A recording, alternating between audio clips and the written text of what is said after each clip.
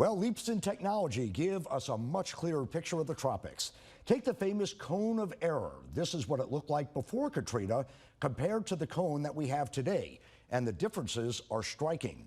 Hannah Gard looks how forecasting technology has changed in the last 20 years.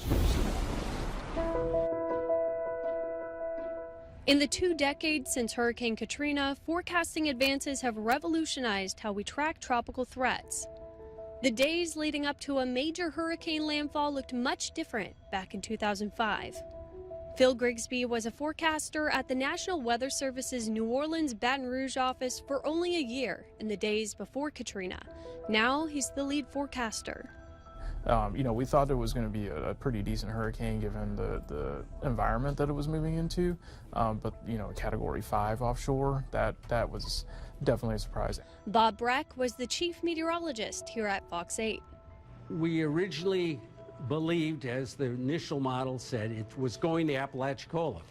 And we had another model run, and the Hurricane Center doesn't do this, but they moved the cone, not the cone, the center line track went from Apalachicola to right over New Orleans.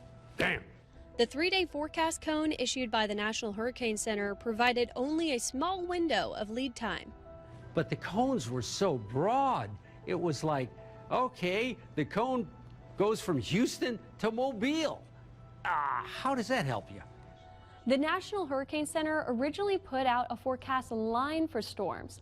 The first 3-day cone was introduced in 2002, and the current forecast cone takes into account forecast errors from the previous 5 years. It's now a 5-day track instead of 3, and the Hurricane Center says this year the cone will be 3 to 5% narrower than in 2024 due to improved accuracy of the forecast tracks during last year's hurricane season.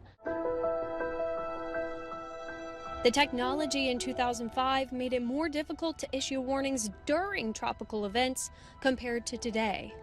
We also had, more limited satellite data at that time. We only got images updated every 15 minutes.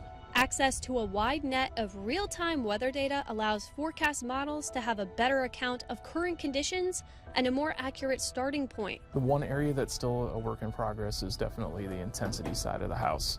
Long-range forecasts still carry uncertainty. I think the unfortunate thing there is they forget that now, because the cone is so small, that you forget that stuff happens outside the cone. And so you forget that I don't need to be paying attention. Yeah, you do, because what if there's a little wobble? Hannah Gard, Fox 8, Local First.